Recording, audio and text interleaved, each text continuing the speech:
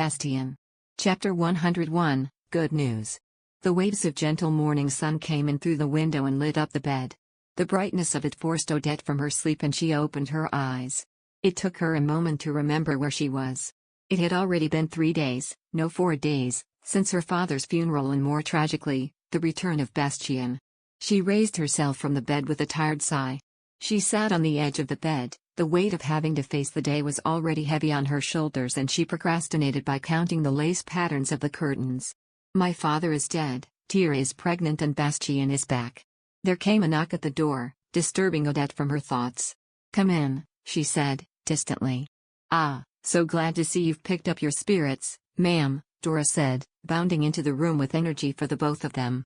I was going to have you taken to the Dr. Kramer's hospital if you did not rise from the bed today. It's been 4 days and I was certain that I should start worrying. Dora busied herself around the bedroom, cleaning up yesterday's clothes, opening the curtains and windows and giving Odette the day's report. Beyond, the serene and picturesque sight of the Ardennes sky and sea unfolded before her. Odette listened as intently as she could, the cool breeze coming in off the sea carried hints of summer and autumn merging. The doctor's instructions, names of visiting relatives, and rescheduling notes for social events buzzed in his ears, encapsulating the events of the past 4 days. Odette was fortunate and eager to know that her day was going to be one of mundane and ordinary activities. The days of tragedy, once tumultuous like a storm, were behind her for a moment at the least. Oh, that reminds me, I have some good news, ma'am.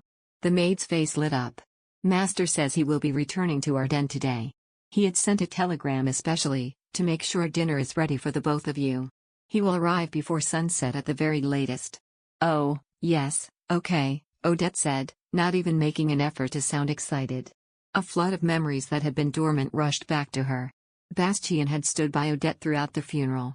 He was the perfectly behaved husband, who bereaved the loss of a father-in-law and comforted his wife, drawing the admiration of all those who had attended the funeral. Perhaps Bastian wanted to play this game perfectly right to the end. The right to decide when the end of the marriage rested solely in his hands, and Odette fully comprehends her role, to obey and fulfill her duties. With the contract nearing its end, the day would soon come when she would face the consequences of her betrayal. Are you okay? Dora said, seeing Odette's melancholic look. Odette simply smiled weakly. Once the funeral was concluded, Bastian went straight to the capital. He said that he would stay at Rats until the business was concluded, as he had a lot of work that had accumulated. It could have been seen as him leaving his wife, who he had been reunited with for the first time in 2 years, but given recent events, it could be excused. Odette remained determined to her duties until the very last, however. She took the medicine the Dora presented and ate up the bowl of watery soup. A few days of rest were enough to restore her strength, and she was determined not to dwell on the tragedy any longer. If it was unavoidable, she would confront it head-on. She had to think about Tira's marriage and needed to find a solution before the impending disaster. You will be taking care of dinner, then? Yes, ma'am, I will prepare it with special care. Dora took the emptied breakfast tray and bowed out of the bedroom. Odette didn't have long to enjoy the solace when another maid came into the room, dragged along by a white dog. Meg, Odette called out in excitement, embracing Marguerite. Her smile became as bright as the sunshine on the clearest morning. Marguerite jumped with excitement, as she always did, and looked at Odette's face, like she hadn't seen her for years, when it had only been since last night. Odette completely forgot about her fever, as she played with the dog. Once done with the mandatory half an hour of bounding around the room excitedly, rolling over for tummy rubs, then licking Odette's face some more, Odette was finally allowed up and walked out onto the balcony to enjoy some fresh, September air. The lush greenery forest and the deep shaded sea created a beautiful contrast, while the glistening silver sand along the coastline resembled shimmering raindrops. The stunningly picturesque season was a reminder that there was still beauty in the world to be appreciated, even during times of despair. It's all right, Odette said, as she kissed Marguerite's nose. Even if Tira was to get sent away, at least she would still have Marguerite. She would not be alone, so it was going to be okay. At least, it should have been okay. Middle. The sun was setting, ending the evening's light as a last whimper of pale orange and red light between the sky and the sea. Bastian moved along the coastal road, stepping on the accelerator and causing the rush of force to push him back into his seat. The city hadn't changed all that much in his time away, Ardennes Bay still had those two mansions facing off against one another from across the road. Bastian puffed on the cigarette between his lips, a satisfied smile spreading across them as he did so. Everything was going smoothly. Return reports, interviews with the chiefs of staff, defense planning and meetings with company board members showed that everything would go his way. The only remaining task in hand was to divorce the emperor's niece. He wanted to see the emperor by the end of the month to organize that little problem. Bastian puffed on his cigarette again, as he thought about how to dispose of his soon-to-be ex-wife. There was no more hatred left in him to simply have her thrown in prison, but of course, that would be the easiest solution. Her life already seemed to be tumbling into the abyss, and so he didn't have the heart to do that to her. Bastian flicked the cigarette end out of his window as he took a corner at speed. Passing under the curved trees, the mansion appeared before him, the perfectly duplicated jewels of Ardennes. It was a landscape that seemed to have moved the beautiful territory that his father loved so much. Gazing at the flawlessly replicated gem, Bastian felt dejected and unsatisfied. His father's kingdom, built through his mother's blood and sweat and tears, had become a barren reminiscence of the past. But no satisfaction coursed through him as his purpose reached far beyond that, to clear up the ridiculous mess that lay before him. The Emperor and Sandrine de Levere. While thinking of the plots and plans, the mansion came closer. As he came to the front entrance, servants and attendants poured out to greet him and welcome him home. Then he saw Odette, who was standing just outside the entrance, playing the part of the perfect wife. He laughed. Odette was dressed in dark green velvet. It was an unusual choice, considering that she was still in her mourning period. The luxurious jewels were also out of place for someone that had just lost their father. Bastian hopped out of the car, leaving one of the attendants to park, and climbed the stairs of the porch to where Odette was waiting for him. As he got closer, he could see that her complexion was sickly pale. "Welcome," Odette said, "I'm glad you're back." She spoke with a clear voice that sounded like music in the calm air. With a smirk on his face, Bastian lowered his head to look at the woman with eyes brimming with mockery. Undeterred by his clear contempt, Odette calmly looked back at him. The moment was fleeting as he closed in on her and planted a kiss on her cheek, which caught Odette off guard. "Me too, I am glad to be back at your side." His voice held the gentleness that contrasted his cold eyes. Odette tried to hide in her anxiety, attempting to put on a calm face, yet ending up with a forced smile, all to present herself as Clauswitz's perfect wife, just as Bastian had requested. She dared not speak about forgiveness and tried her best to avoid Bastian's wrath for as long as she could, knowing that she had to protect Tira as much as possible. The hopes and dreams she had when she signed the contract were now as shattered as a broken mirror, a cold reality Odette was all too familiar with. She had given up her old life for this new one, and all she had to show for it was this miserable path of destruction and ruin. The only thing left to her was Tira, and she was determined not to let her down. Odette did not want to leave this marriage in futility and despair, she yearned to get something out of it. Tira had to find happiness. Some might call it a foolish attachment, but it was the only reason Odette was left to endure this hellish situation, but she had to do something.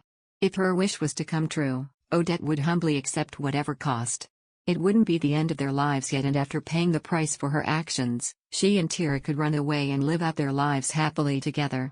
Going back to a life of sewing and rented accommodation wasn't so bad, all that mattered was Tira and living without regret.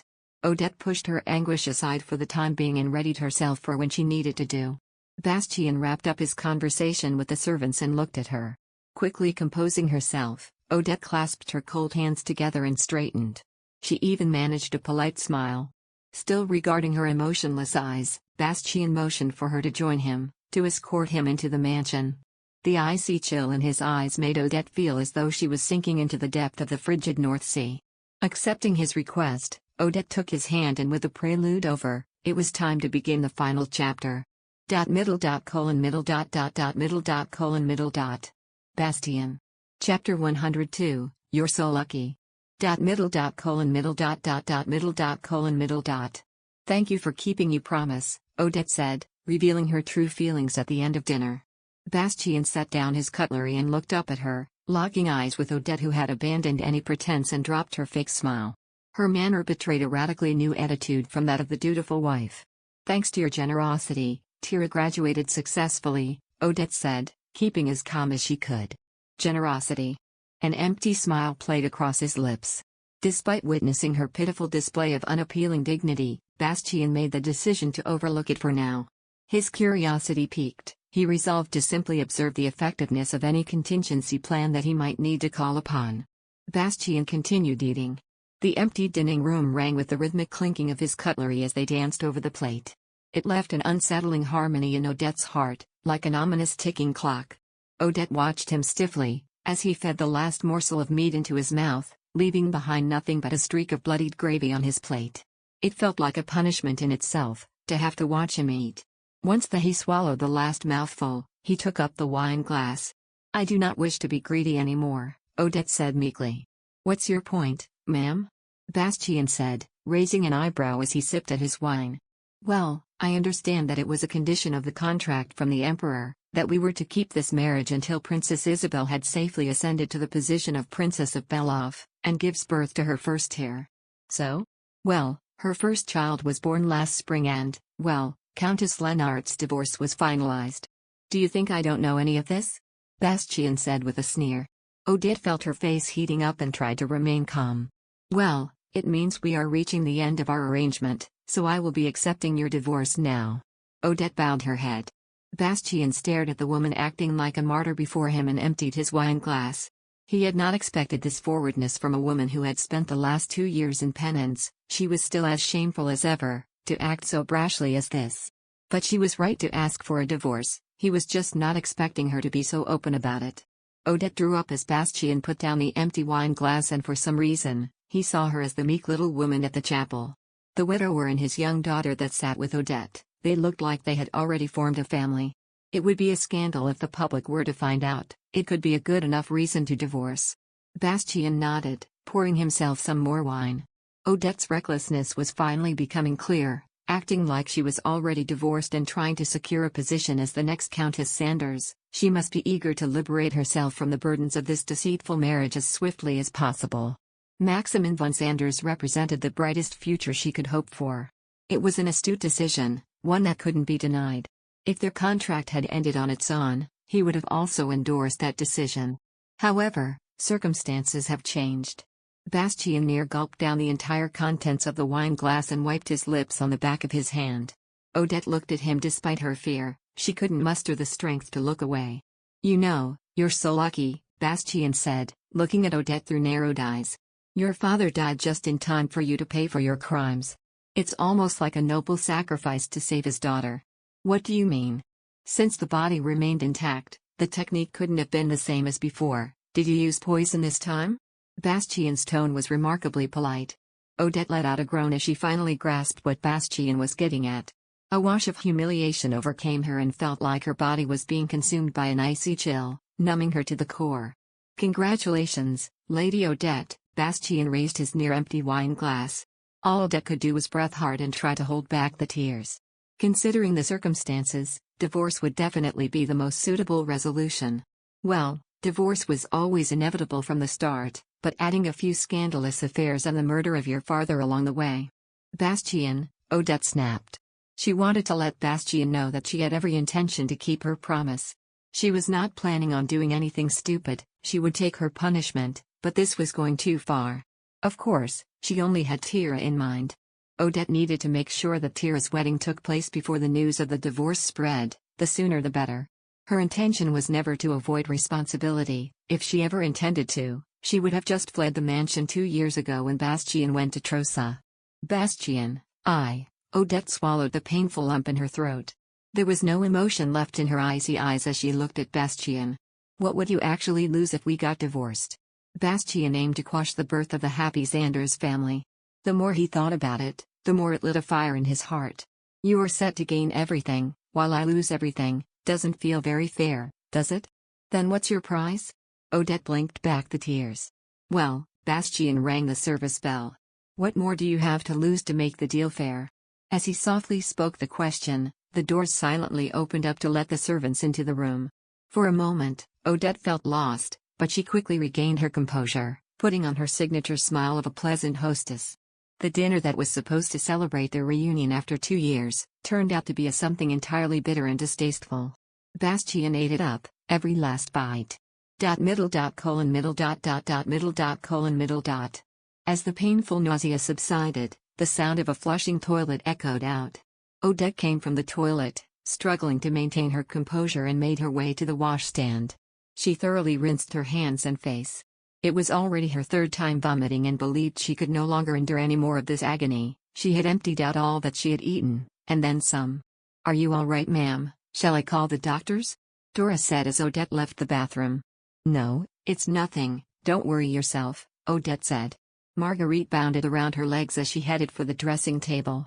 Dora followed after her also. "The master is in the study.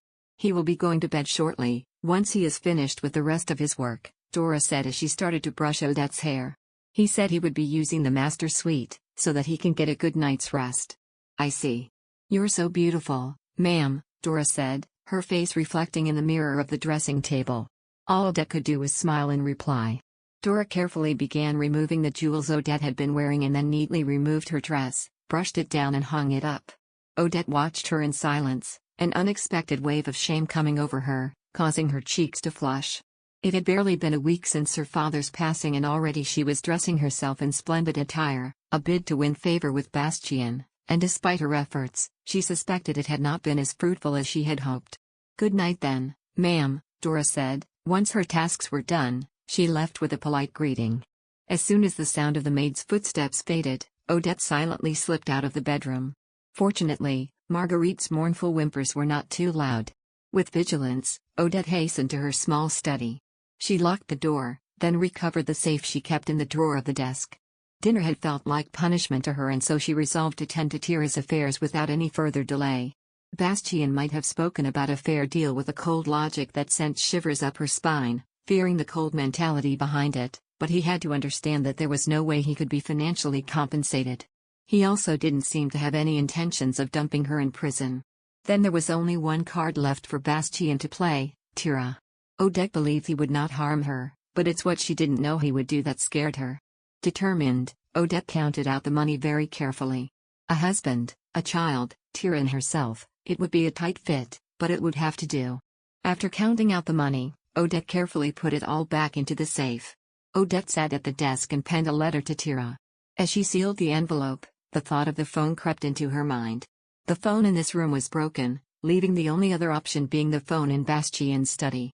Odette struggled with the decision for a moment, but eventually made up her mind and turned toward the opposite end of the corridor, away from her bedroom.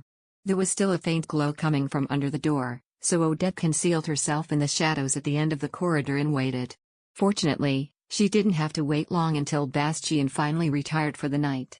Just as Odette felt relief that she was going to be able to speak to Tira directly, the phone rang and Bastian was forced to turn back around and return to his study. Odette waited with bated breath as Bastian disappeared back into his study to answer the phone. It was a hard decision, but Odette decided to abandon her quest and took advantage of Bastian's distraction to return to her room, but as she passed the study, she could hear Bastian. "Long time no see, Lady Levere." Odette could hear the smile in his words. Bastian. Chapter 103, Reputation, Not Even $1 Million Can Buy. Middle. "Do I have to do this?" Tira said hesitantly. Odette was looking out the window when she turned to look at Tira and her fiancé. They looked back at her nervously. "Yes, it's a condition that will allow you to get married. We can't just leave for a foreign country. Nick feels the same." Tira looked at Nick for support and reassurance. Odette took a sip of tea, before calmly saying, "Can Mr. Becker not speak for himself?" Nick flushed bright red. "Well, The clock chimed as Nick Becker fumbled with an answer. Odette looked about the quiet little cafe. It would soon be filling up with people looking for some lunch. Odette chose a spot in the quiet little corner so as not to be disturbed. "I'm fine with it," Nick said, finally gathering confidence to answer. "As you say, we can leave just as soon as we get married." "Nick," Tira snapped. "It's all right, Tira," Nick chuckled, his face now determined. "It won't be easy, but I'm confident that we can do well, plus I have a cousin that lived there, we can reach out for some help, if needs be." "Nick, I heard that your parents were against the marriage, is that still the case?" "Thankfully they have come around to accepting both Tira and our child. I'm sorry for any distress we may have caused you because of it." Nick bowed his head politely. Odette could tell that Nick was a good man, of well intentions, and despite his youthfulness, he displayed a sense of wisdom far beyond his years. He may have acted impulsively in the past, but he has proven himself trustworthy enough.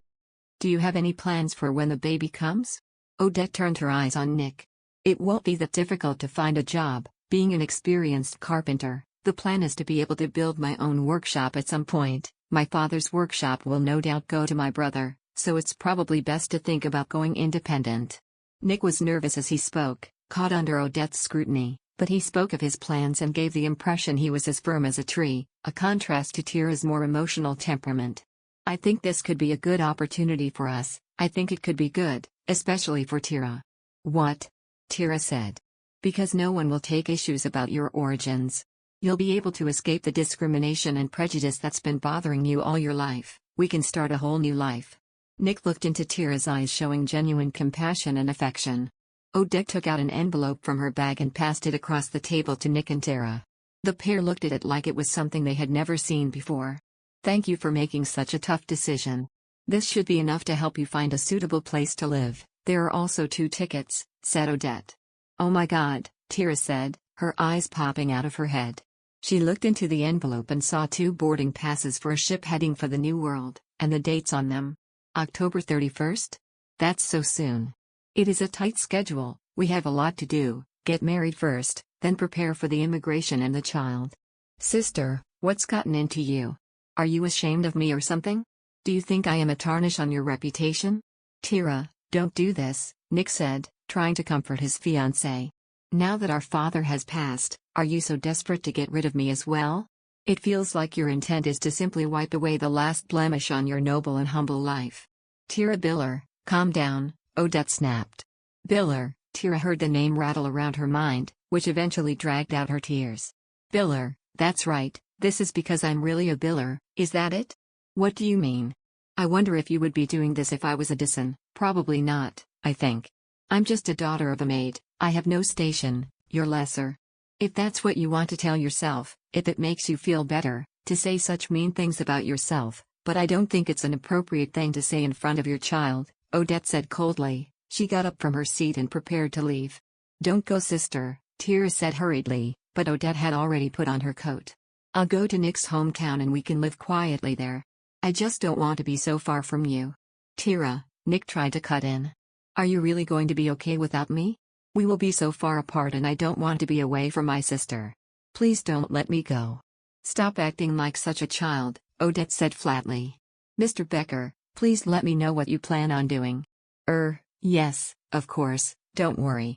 Odette arranged her sleeves and departed without saying anything more. She couldn't leave the feeling of unease growing in her though.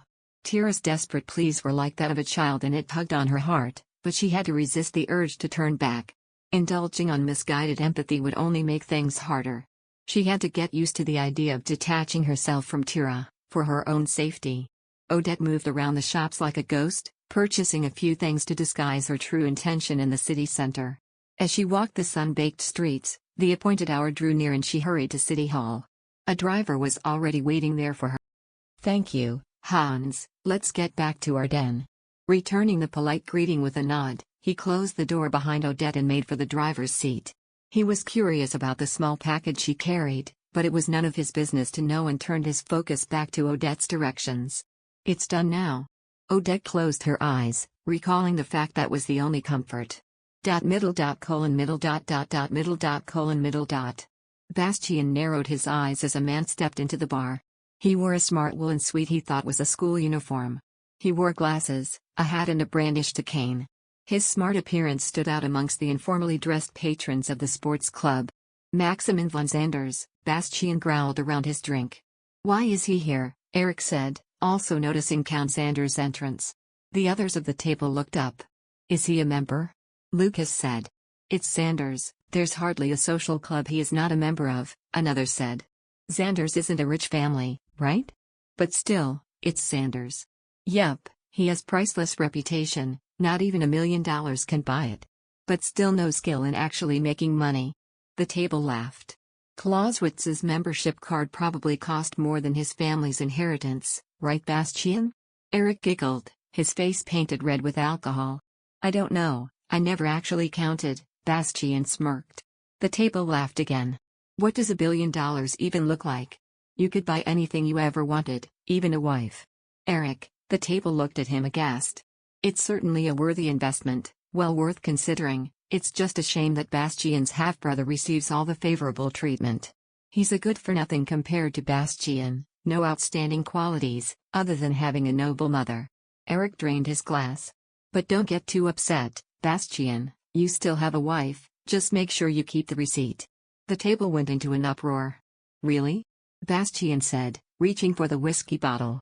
Of course, and I'm sure that whatever children you have, will be born into nobility and wealth. You'll be able to buy them a commission. The aristocracy of the future made by hundreds of millions of dollars. The true gift the Emperor has planned for the hero. I suggest you shut up, Eric, Lucas said, recognizing that Enrich was now treading across the line. The two fell into basic bickering and cursing each other. Bastian stood up from the table, getting bored of the childish antics. As he grabbed his jacket from the back of the chair, he met Count Xander's eye. Bastian gave a courteous nod. Maximin nodded in return. It was a polite attitude, but it was hard to erase awkward feelings for one another. His was a reputation not worth $1 billion. Reputation, not even $1 million can buy. Bastian found himself getting noticeably curious about Count Xander's reputation that Eric so unsubtly shared. He approached the Count, who had settled onto a small table by the window, and was just about to start reading a paper, while an attendant brought him a cup of tea. He certainly gave Bastian the feel of nobleman, unlike someone who mess about with another man's wife. Bastian. Chapter 104, Into the Storm. Middle.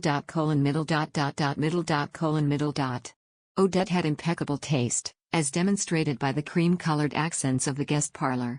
The arrangement of the classic furniture, which could have been described as gaudy anywhere else, left a warm impression on Sandrine. "Madam has returned," a maid said, announcing the arrival of the hostess. "Thank you," Sandrine replied. She settled into the bright sofa, getting herself comfortable. She examined the reception table, filled with refreshments for guests.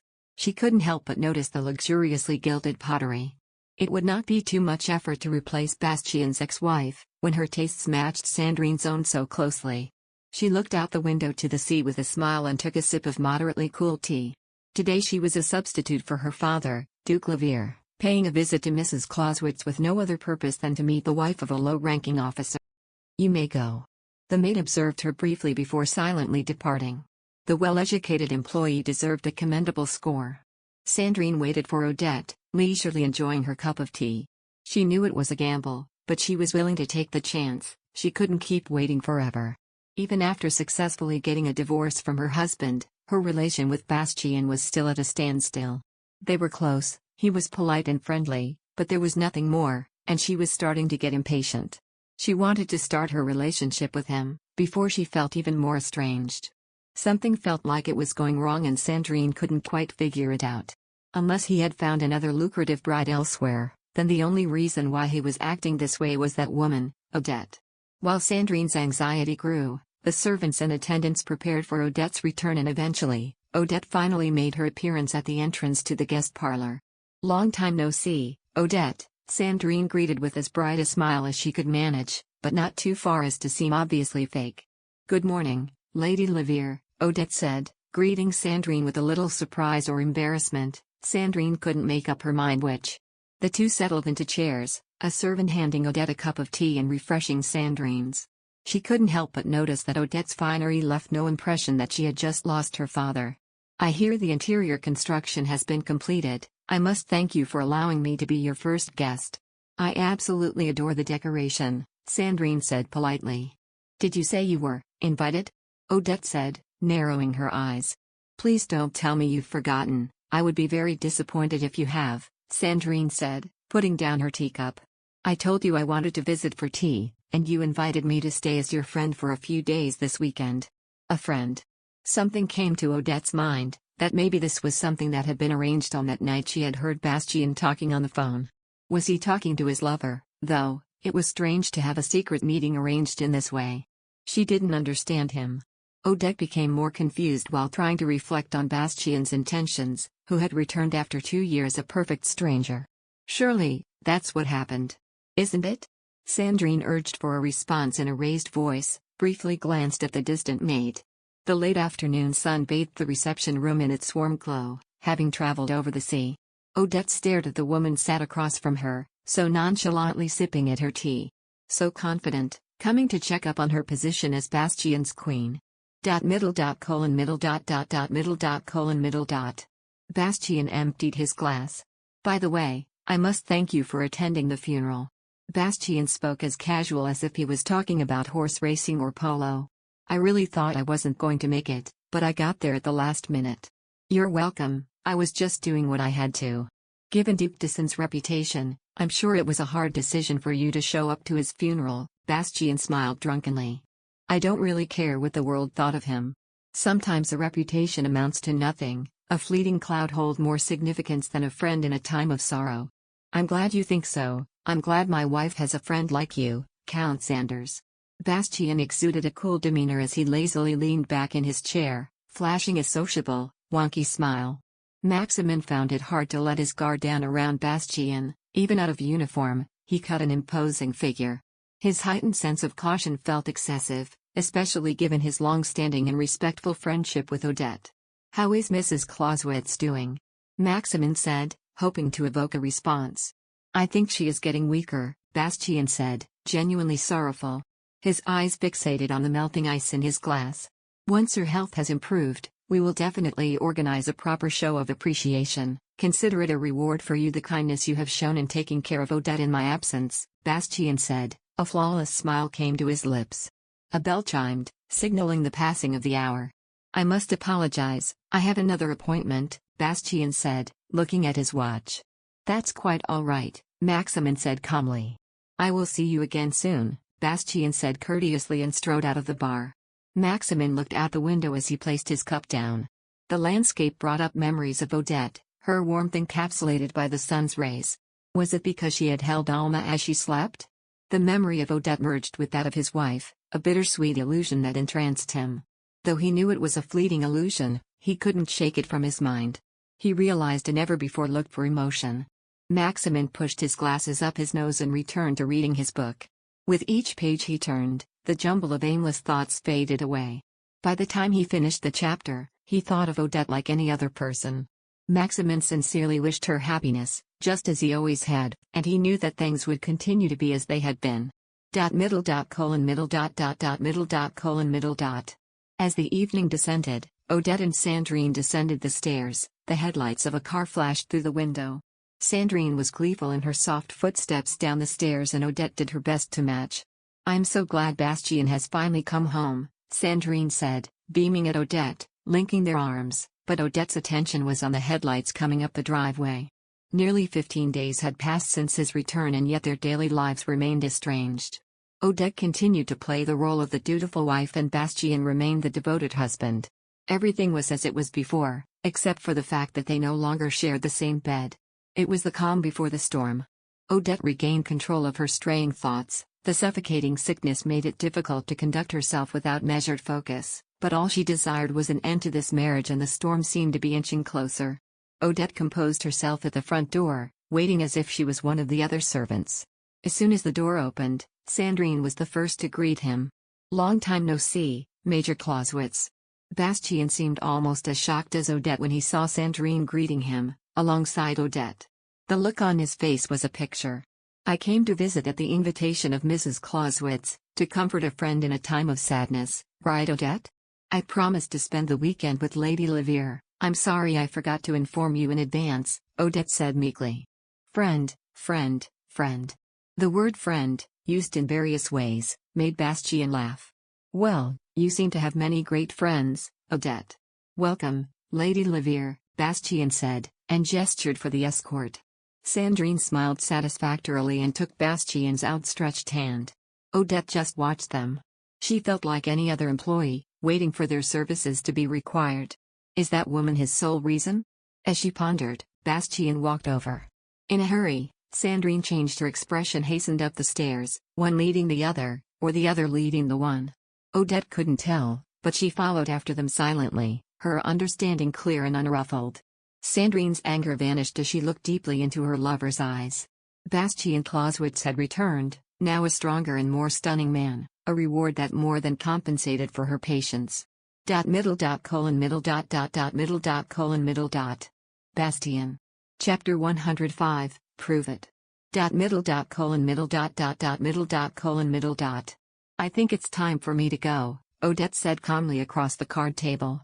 Bastian looked through the puff of cigar smoke, while Sandrine was busy shuffling the deck for the next game, who also looked up from what she was doing. Odette gave them a warm smile, like an expectant host. It seems I had too much to drink. I apologize for not being able to serve you, Lady Levere. Rest easy, I am fine. Think about your health, you don't need to overdo it, Sandrine said. I'm sure Major Clauswitz can step in for you.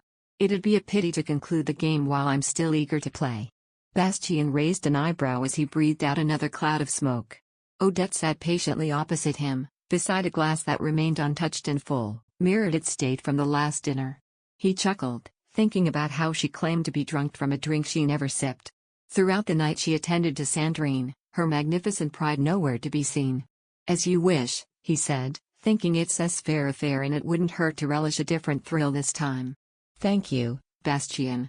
Then, I'll leave Lady Levere to you. Odette rose from her seat, leaving a farewell. Leisurely, Bastian filled Sandrine's empty wine glass while puffing on his cigar. I don't really care what the world thought. The memory of Count Sanders resurfaced as he watched the swirling amber liquid.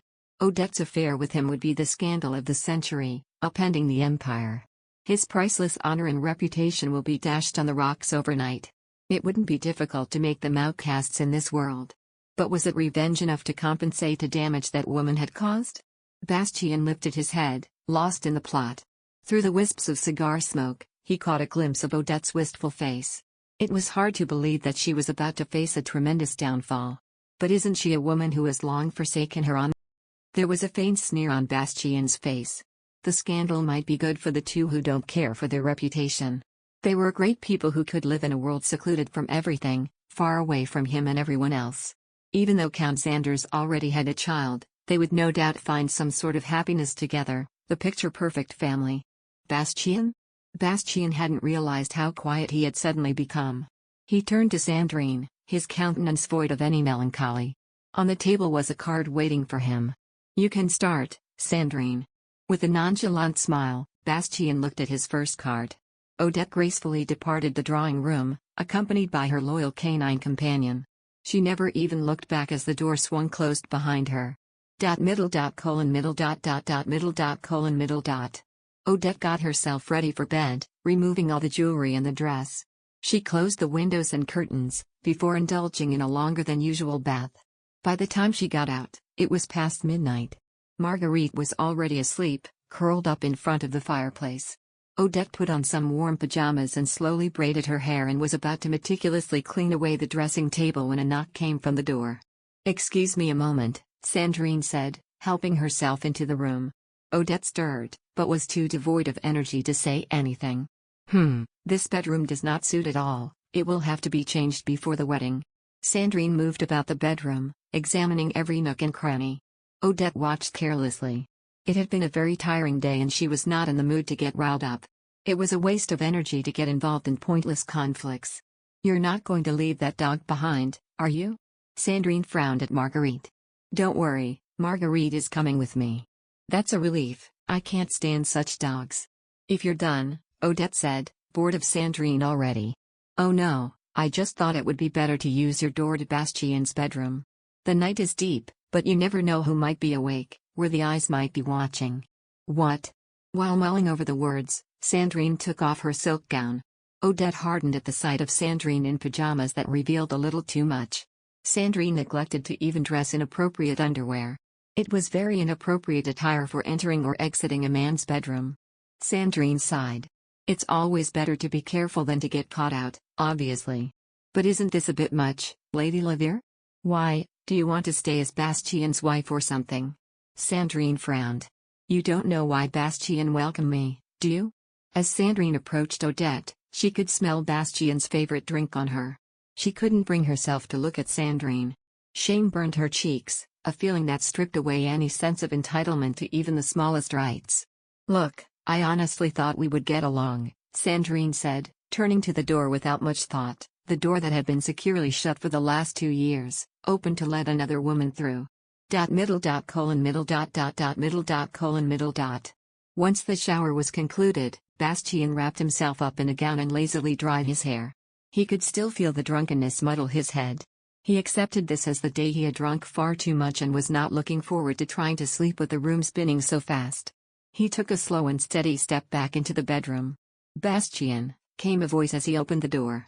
He narrowed his drunken eyes and could see the form of the woman sitting on his bed. At first he thought it was Odette and his heart leapt from his chest, not sure what he should do, but through the drunken fog, he could make out fiery red hair and a sly smile spread across his face. Bastian looked at Sandrine, wishing the drunken haze would lift already. He had always thought of her as a reckless woman, but not stupid. He would have to correct his evaluation of her. "Don't worry, I've taken measures to prevent any unnecessary rumors." Sandrine stood before Bastian, making herself ready. He could smell a sweet scent of pungent flowers upon her. "I used the couple's door, thanks to Odette's consideration." She pointed to the door that linked to Odette's bedroom. Bastian found the idea amusing, his wife allowing a half-naked woman to pass into her husband's bedroom without a hint of objection. It almost felt like Odette was pimping him out to whoever could match her asking price. Her devotion to being a good wife was going above and beyond. "You really want to test my patience, Sandrine? I think I've shown enough tolerance for your careless behavior," said Bastian, as he dried his hair. His voice were not harsh, if anything, he was as cool as ever, but that did not stop a shiver running up Sandrine's spine. But she refused to back down. She would have him. She has been waiting long enough. "Tolerance? Are you referring to your false kindness in throwing me leftover scraps?" Sandrine's eyes flashed a fierce, cool light and her smile was more of a sneer. Sandrine didn't hold any resentment to Bastian for seeing her as a strategic business ally while he was married to Odette. Bastian always showed her empathy and treated her with the utmost respect. It was an ideal arrangement, but he never gave her what she desperately wanted. "How long are you going to keep up this pretense? I want a definitive answer. I want to know that you plan on marrying me once your deal with Odette is done. I want to hear you promise." "I will deal with that matter as soon as I have properly concluded my marriage with Odette," Bastian said firmly. "But your marriage with her is already done. There are still the formal procedures." "I kept my promise to you." Sandrine started to sound like a spoiled child. "I know," Bastian said. He knew that Levere was a great partner. The benefits of using each other were great. That was the only reason he tolerated Sandrine's ridiculous behavior. "Then, prove it," Sandrine snapped, her eyes locked onto Bastian with an intense fire and unmasked resentment. "What do you mean? Prove to me that I am your woman." Sandrine threw herself at Bastian, demanding his love without hesitation. It was the middle of the night and he was drunk.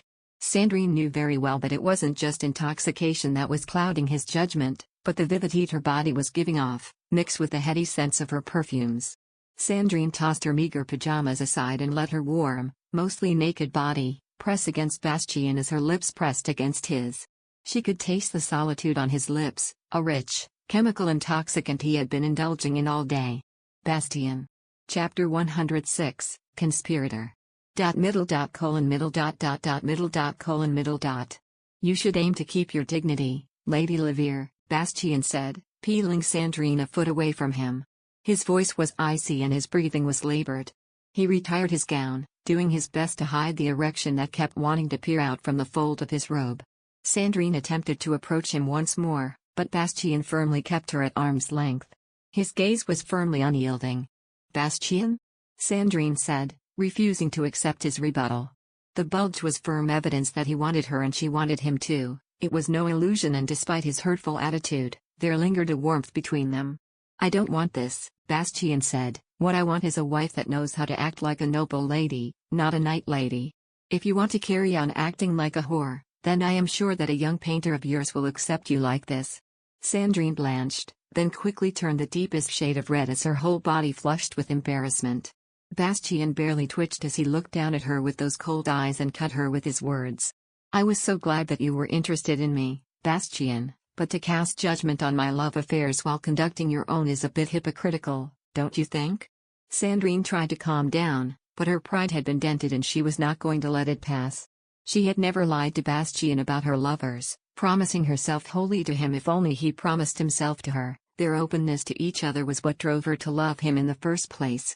"I was not trying to criticize, just offer some advice," I didn't intend to be mean to you, Bastian said, wiping drips of water from his face. Sandrine looked at him stunned for a second, before letting out a laugh. Don't you go and act all noble like you're the purest soul, you're the one acting all vulgar. I was just saying, I would like a noble wife. Pardon me? Well, it's not a good thing if both partners in a marriage are vulgar and unfaithful, it's a bad mix. It was hard to ignore the fact that this man was from a family of junkyard dogs, whimpering for scraps at the High Lord's table. Given Bastian's attitude, you would have thought he was from a long line of nobles descended directly from the emperor himself.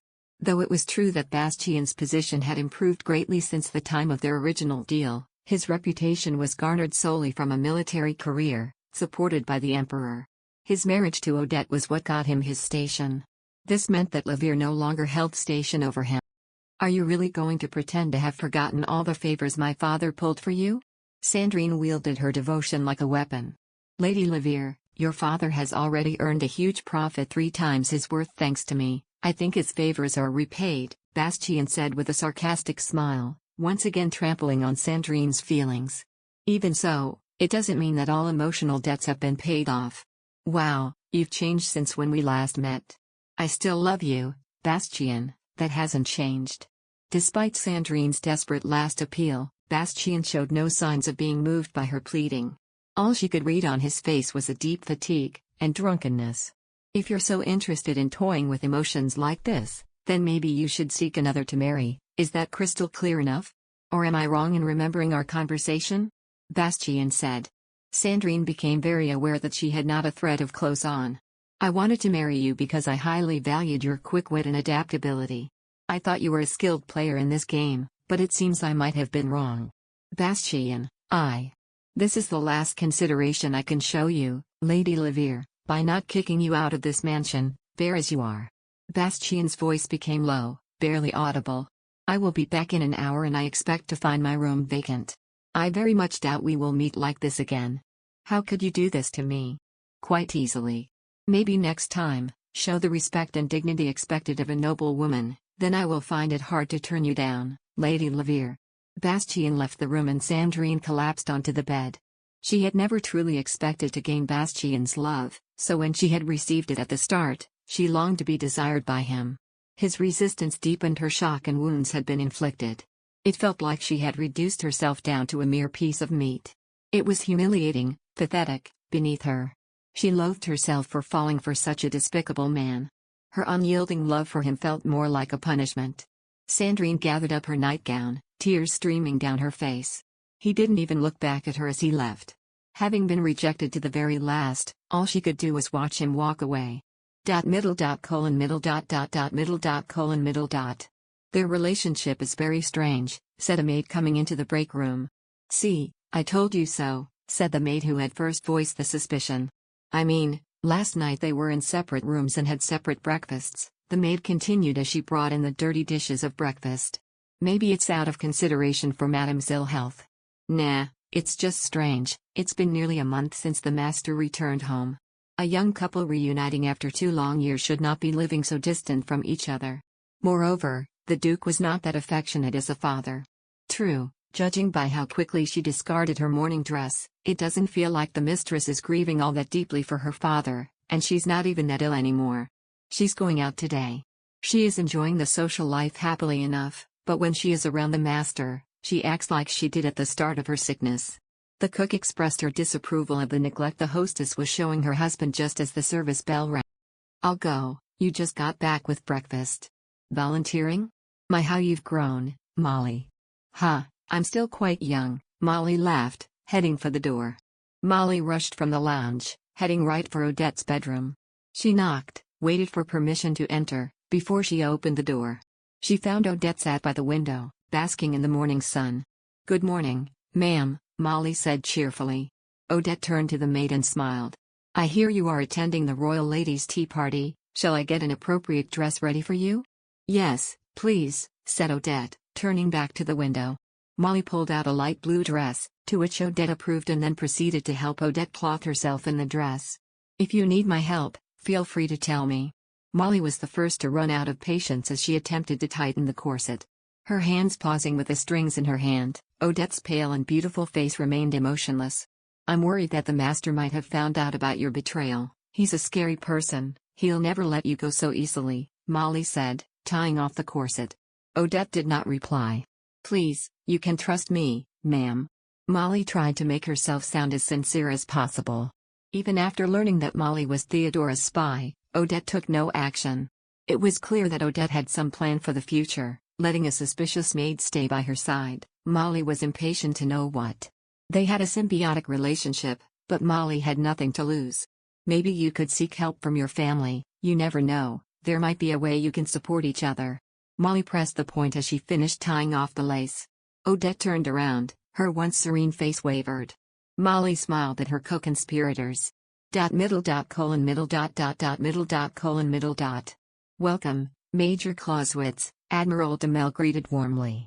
With a salute, Bastian calmly made his way across the office. Admiral Demel was lounging on a sofa near the window, waiting for him. I hear this is an urgent matter, Bastian said, standing in front of the Admiral. Yes, indeed, please, have a seat. The meeting felt suspicious, but Bastian followed the senior officer's command. As he settled into the plum sofa and gazed about the autumn hues of the room. I received a message from His Majesty, he wants you to come and have dinner at the palace. Tonight, at the palace? Yes, that's right. I know it's quite sudden, but I suspect he has something special planned. You will have to attend and scrap all other plans you might have. Yes, of course, Bastian said, taking the order boldly. Bastian hoped it was to close the deal, the Emperor had no other reason to call him out like this. Being called up so unexpectedly, maybe the deal had come to a satisfying conclusion. Bastian anticipated a substantial reward. I can only congratulate you on keeping such a big secret from me. The Emperor has garnished you with a myriad of medals and honors, I can only dream of what great reward he has planned for you. Maybe another promotion, at this rate, you'll be giving me orders soon. Admiral Demel clapped his fat hand on Bastian's shoulder. It might be advantageous to declare his intentions to divorce before entering into negotiations with the Emperor. He had a plan to lay all the blame on the woman, and the dirtier the reason for divorce, the better. Considering the Emperor's guilt in all this, it would lead to a splendid reward. Well, that's all there is. Considering the amount of preparation is needed, I suggest you head off now and get yourself ready. Bastian left the office with an expression that was no different than if the Admiral had given him watchman duties, or sent him to the other side of the world on another 2-year mission. He looked at his watch, which showed nearly noon. It was going to be a very long day. Bastian. Chapter 107, As the Heart Flows. Middle. I'm really sorry, Nick Becker kept on saying over and over again. Odette reassured him with a gentle smile as she put down her teacup. It's okay, Mr. Becker, don't worry. I will persuade Tara. The more you try, the more she will resist, she's a very stubborn child. Odette couldn't help but feel one last tinge of sadness she couldn't quite erase as she looked at the empty seat next to Nick. Things had gone her way in the end. The two decided to leave Bergen due to the tight schedule. The wedding was going to be a simple one, and once the reception was done, they would immediately board the ship to another country. Odette did not want to send Tira off like this, but she was left with no choice. What hurt the most was that Tira no longer wanted her sister at the wedding.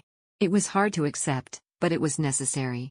Let Tiara's heart flow as it will, Odette said as she picked up the pocket watch on the table beside her teacup, calmly advised. Nick shifted in his seat. He had been uncomfortable and nervous the entire time, and for good reason. Odette was the daughter of a duke, niece to the Emperor himself and wife to a war hero no less. His tension heightened as he realized the weight of who he was dealing with. But, to part like this, Nick said, trying to swallow. Donned in an exquisite dress, Odette looked as if she had just stepped out of a painting, and it was hard for Nick to come to terms with the fact that Odette and Tira were sisters. They were completely different people. Now he understood Tira's love for her sister and the accompanying jealousy. She won't reject me completely, she will reach out in time, when she has calmed down, at least, the Tira I know will, Odette said softly. Secretly Odette prayed Tira would come to understand. She didn't like the idea of her going off and thinking that she was being abandoned by her sister. If only there was a way to make her understand that this was for her own safety. She could tell that Nick was coming round to understanding, though there was still a little confusion in his eyes. Please take very good care of Tira for me, Odette said, making to bid Nick farewell.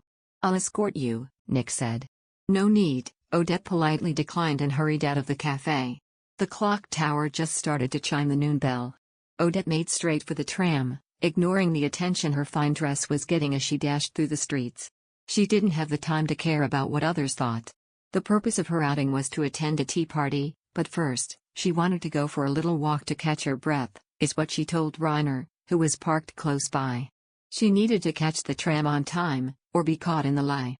She made the tram and sat in solace at the back, taking a window seat so she could look out on the world and ignore all the vacant stares of those she shared the car with. Memories of the night she had escaped her bedroom rushed back to her, as the tram turned into the road that led to the naval base. That night she wandered the darkened mansion like a restless ghost, aimlessly seeking distance from Bastian and Sandrine until exhaustion reminded her that she had been walking barefoot. The cold air of that night still lingered in her thoughts, even now, alongside the vivid memories of her restlessness and the moonlight that mirrored her state of mind. Throughout the night, she remained wide awake, unable to find solace. When dawn broke, she returned to her bedroom, lost and exhausted.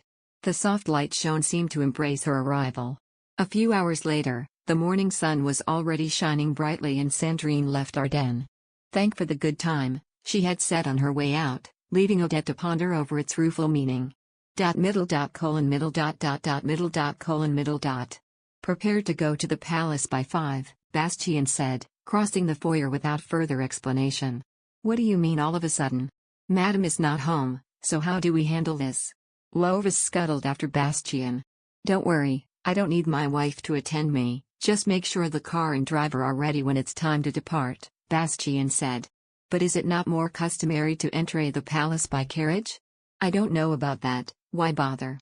Bastian flashed a grin and picked up his pace. Are you sure, master? Lovis said, not attempting to keep pace with Bastian, dropping back a little way. But Bastian did not reply, he was distracted by a young maid heading toward him from the opposite direction. What's this? He said, looking down at the maid who was carrying a small bundle. Condolence letters and gifts for the mistress, from those who could not make the funeral. The maid said, handing over the package. Oh, condolences. Bastian laughed as he helped the maid take the large bundle to Odette's bedroom, opening the door so the maid didn't have to struggle. The wind carried a scent on the air that prevented him from departing once the maid passed him by. While the maid placed the packages and letters, Bastian wandered around the room. The decorations and adornments in the room made it look like it had been frozen in time hundreds of years ago. As he wandered close to the bed, he saw that there was a small wicker basket on the bedside table and inside was a tiny suit, complete with bow tie. As he reached out to examine the suit closer, a gruff bark almost made him jump and he became aware of Marguerite. I'm sorry, sir, the maid said, hurrying over and taking charge of the dog. Put her away, would you? Bastian said dryly, turning his attention back to the clothes. As he examined the finely woven thread of the small vest, he noticed a tiny pair of socks too, and unless Odette was starting a hobby in doll play, there seemed to be only one reason these clothes were here. He smiled as he laid the infant clothes to one side. To you, what am I?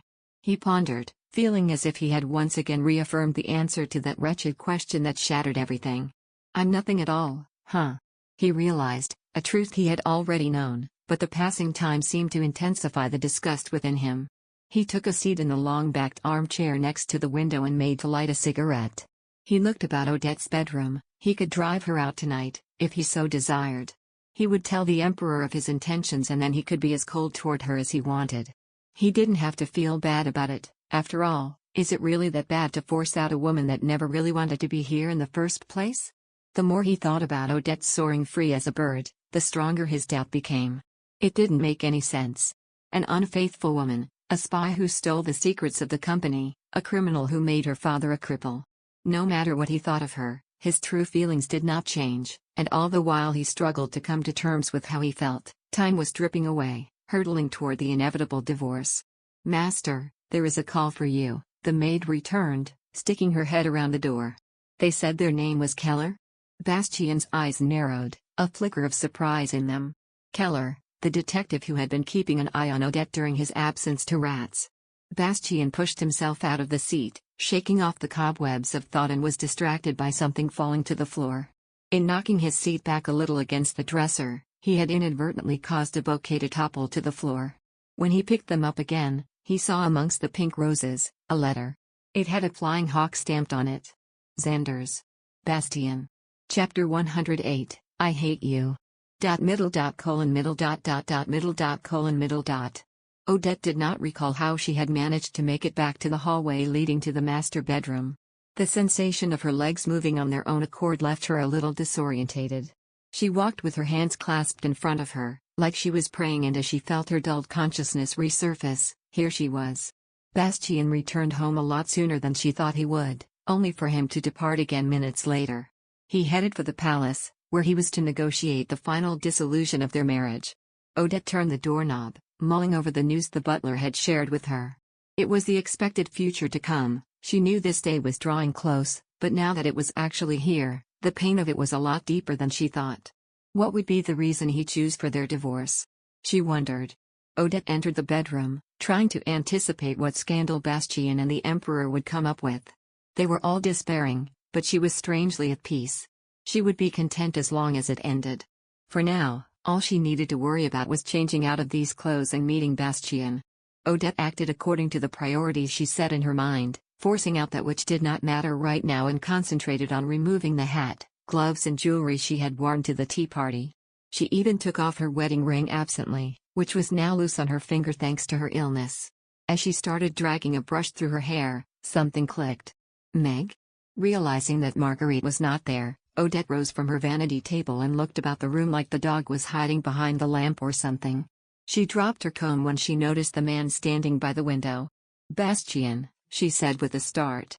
When she finally noticed him, he approached her. His stride was leisurely, as if savoring a pleasant Sunday walk. He halted mere steps from away and greeted her with a courteous bow. The glimmer of his badges and medals twinkled in her eye. Barely able to hold herself together, Odette attempted a greeting of equal courtesy. She felt a wash of embarrassment come over her, but she held up all the more calmly because of it. I thought you were heading to the palace, for an audience with the Emperor. Odette forced a kind smile to her lips. I'm glad that the deal went smoothly for you, Bastian. The two figures faced each other in the golden glow of the sun, their eyes locked onto one another. Odette was poised, not wanting to end the marriage in a miserable and pitiful way. She wanted to be remembered as the brazen woman who had stood her ground until the last. Thank you for everything, Bastian, and I'm sorry. After everything, the whirlwind of thoughts boiled down to one simple, cliched little statement. With her self-blame wiped away, Odette looked at Bastian. Now, please tell me your decision. I will follow it. Middle. Bastian looked up at the clock as the faint sound of its chime drew his attention. 4 o'clock. The time had come to wrap up the settlement. Though his eyes cast over the warm and aromatic roses, they returned to Odette standing before him.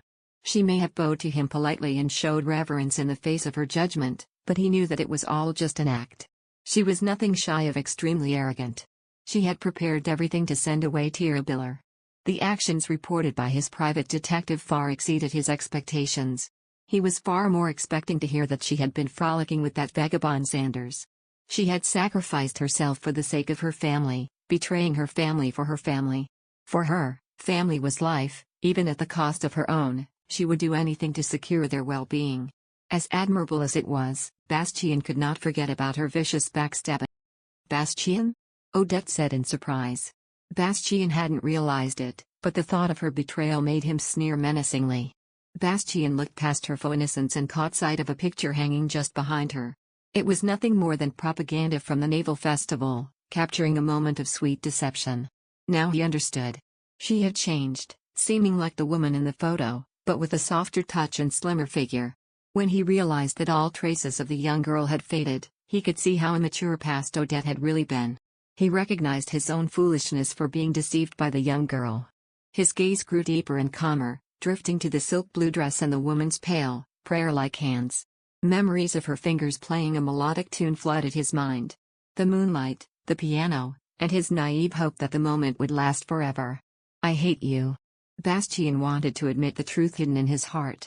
He had tried so many times to erase it, but it was like a name engraved on a tombstone and he knew it. He wanted it to end.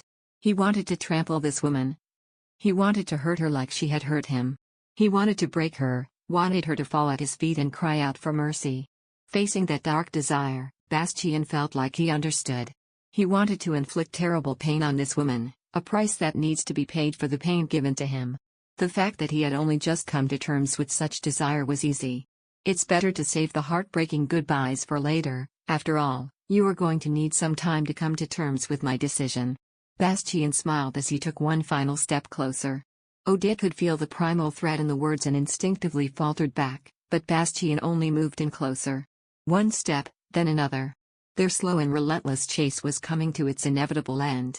Odette screamed as she tumbled to the floor, tripping on the hem of her dress. Be careful, it wouldn't be very good if you were to get hurt before you were able to repay your debt. Bastian held out a hand. That woman struggled like a trapped bird in a snare, pulling herself up off the floor. Bastian got a whiff of her sweet scent and was reminded of the time she stood alone under the shower. Ah!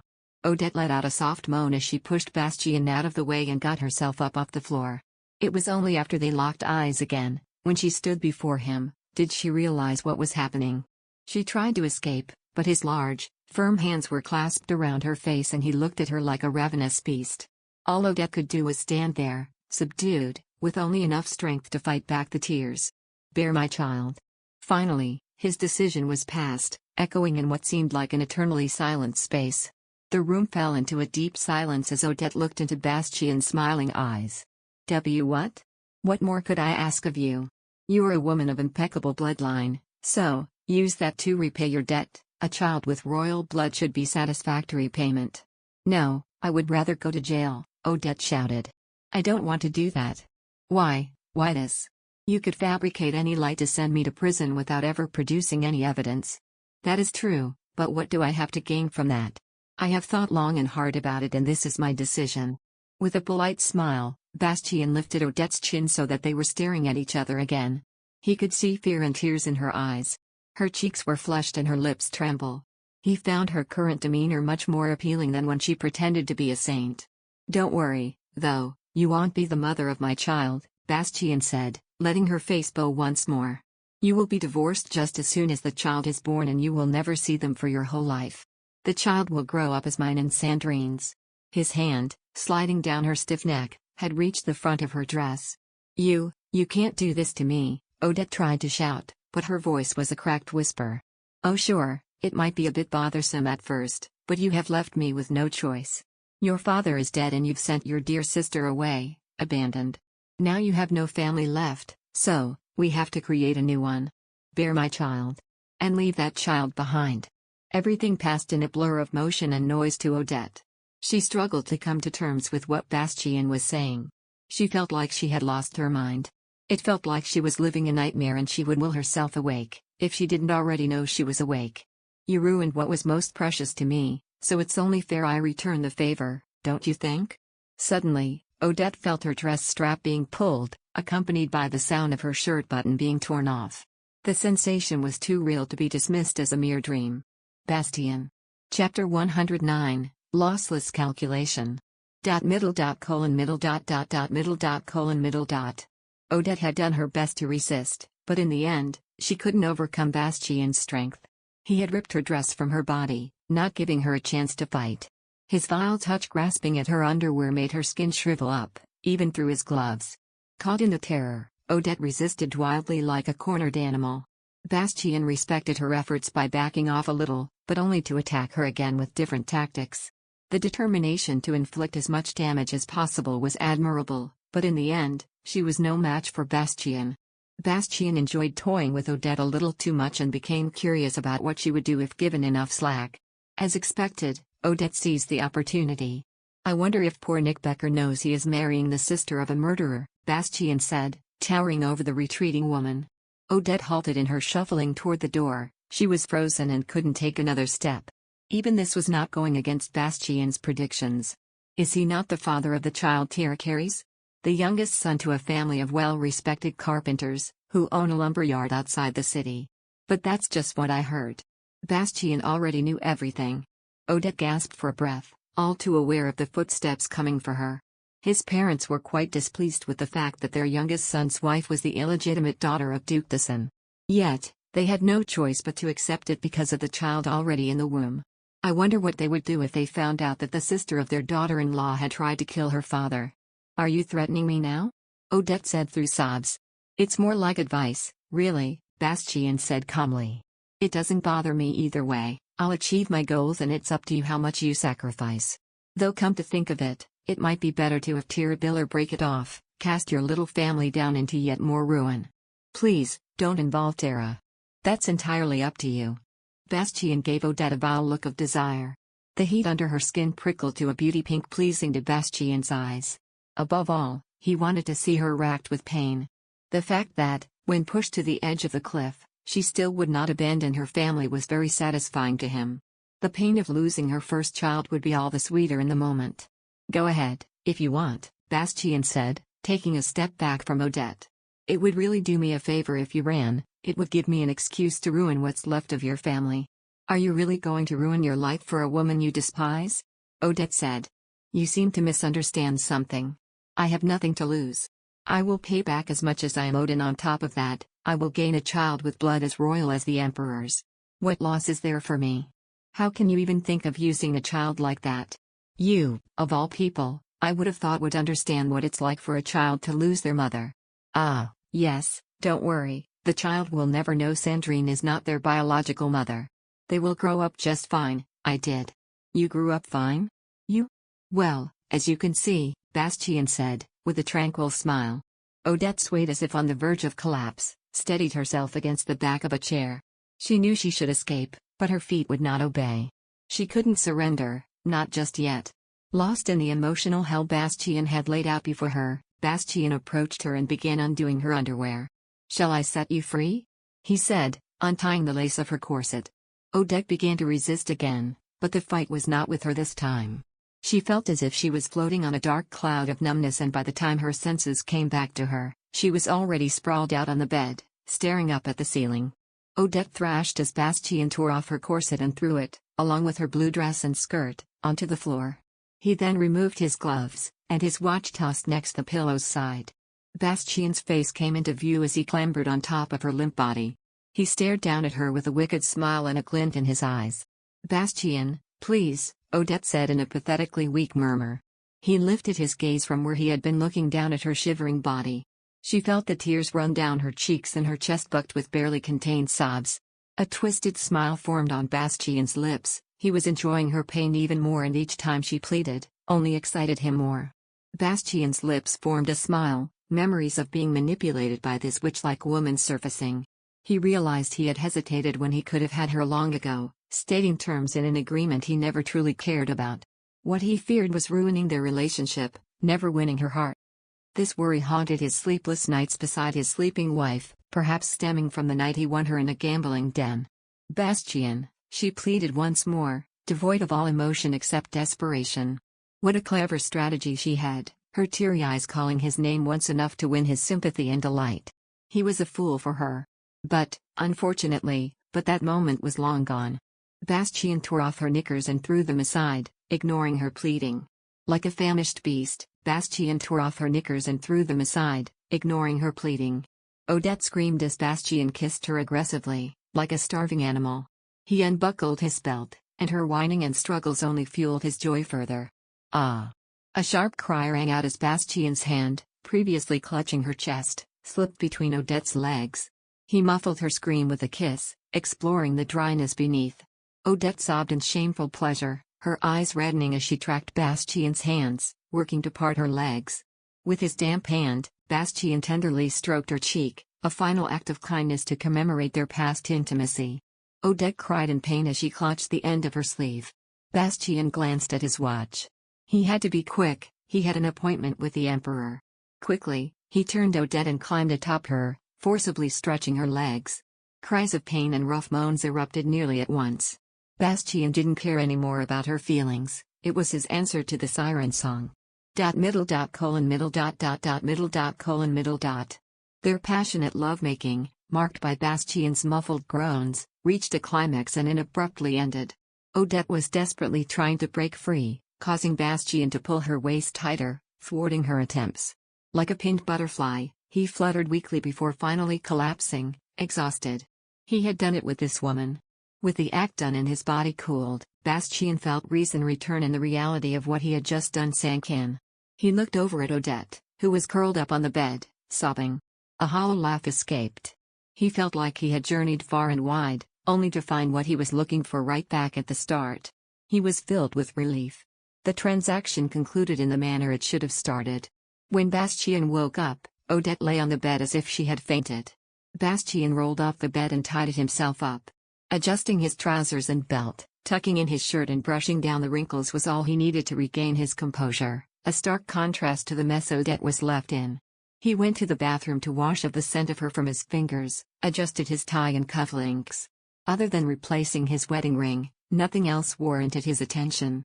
When he came back into the bedroom, Odette had moved along the bed, no doubt to get out of the bloody wet patch he had left behind. It was nothing remarkable, nothing special. He had never once thought that a man like Franz could win the heart of such a haughty woman, not even Count Sanders. At least Bastian could erase all doubt about who the father of the child would be. She was a woman that had known no other man, something that would remain unchanged until the conclusion of their marriage. I will convey your regards to the palace and tell them that I treasure the precious gift the Emperor bestowed upon me, he sneered, approaching the bed and picking up his glove, which lay among the piles of Odette's clothes. Odette remained silent, ignoring him, making the sight of the tangled bedsheet, filled with remnants of their encounter, all the more entertaining. Bastian put on his gloves and turned to leave the room, only to notice the bouquet had fallen on the floor again. Though that was an accident, he made the conscious choice to leave them. He left the room behind, along with the scent of sweet roses, now trampled by his boot. The rhythmic sound of his steps echoed through the tranquil evening corridor. Middle. Bastian. Chapter 110, End of a Long Day. Middle.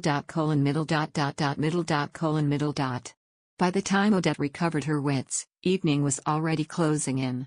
The sky and the sea beyond the window were tinged with the light of the fading sun. At any moment, her maid would come in to ask her about dinner arrangements. She knew she had to clean up, but she had no energy for it. The best she could do was to curl up on the bed, and as she did so, she felt the cold, dried sweat.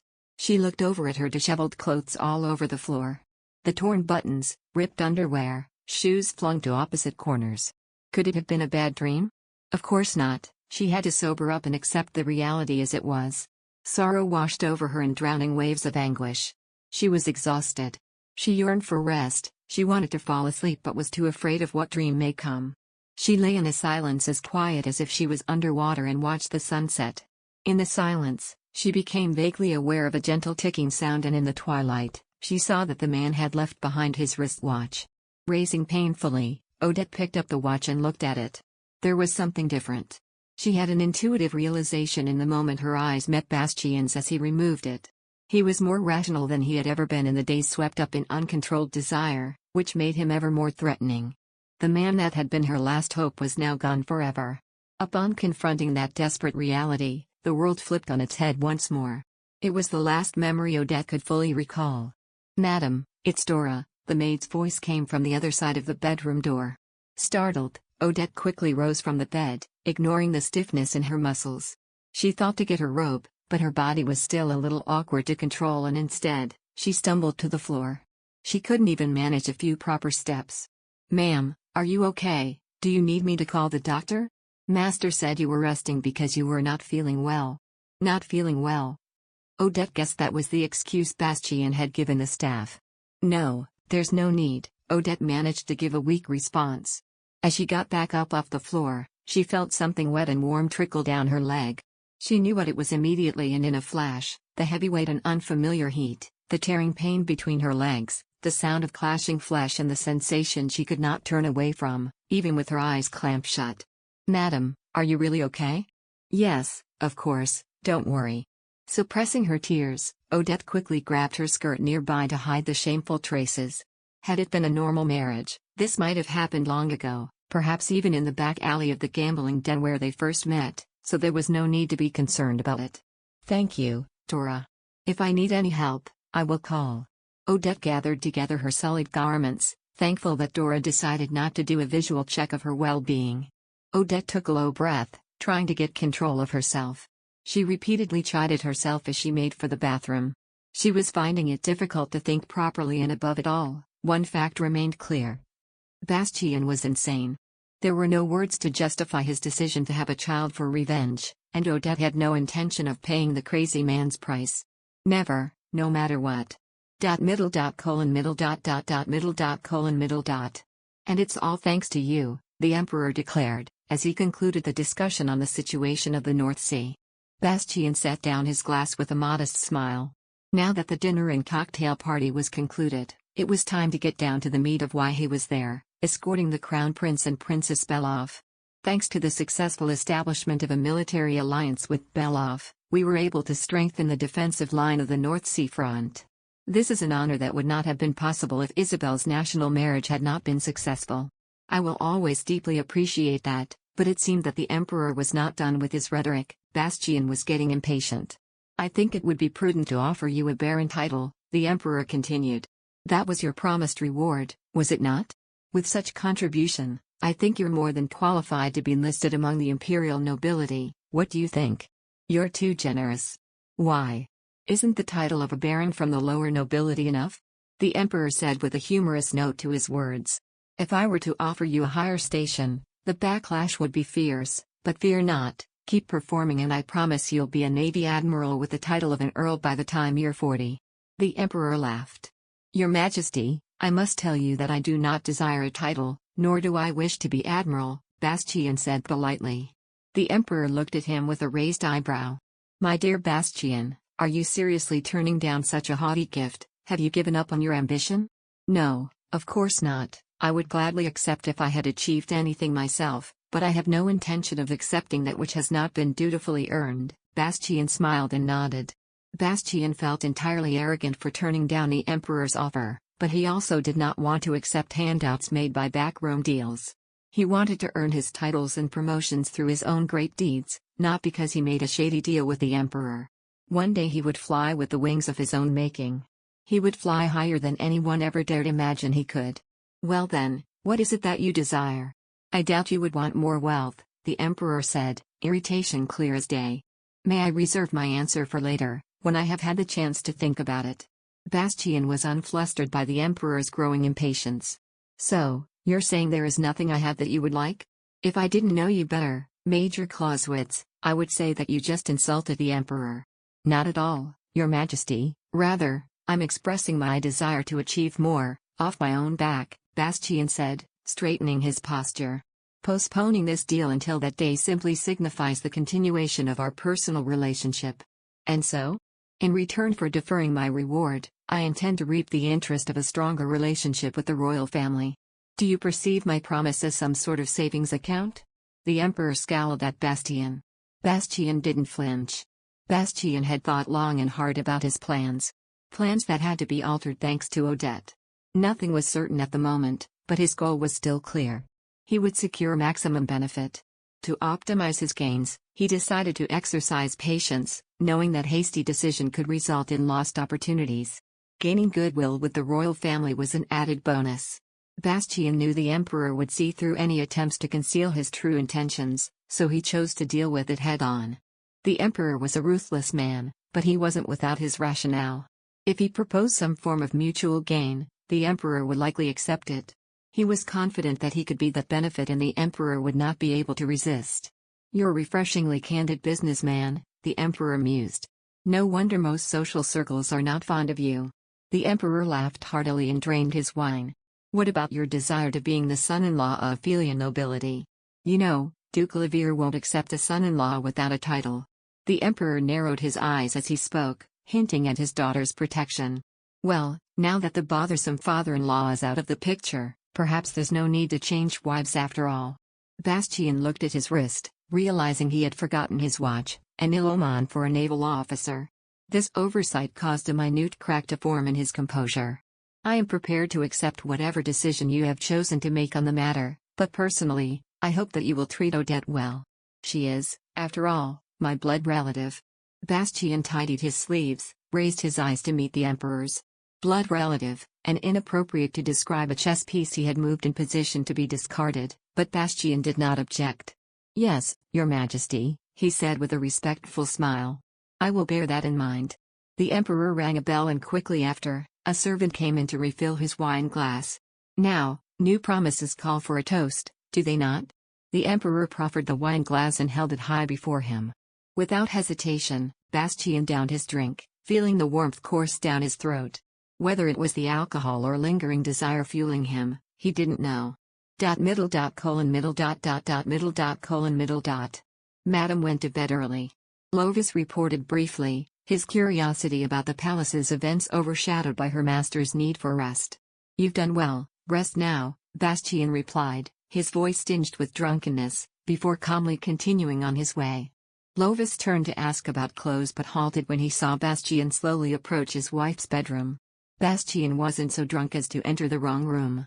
Lovis held his breath in shock as Bastian opened the door without hesitation and stepped inside. As the door closed, the ticking of the clock marked the day's end and the night's silence broken only by the distant rustling of maids eavesdropping from around the corridor's corner. The maids' lounge would buzz with this unusual topic tomorrow. Meanwhile, the rumors about the strife between the master and his wife seemed to be subsiding.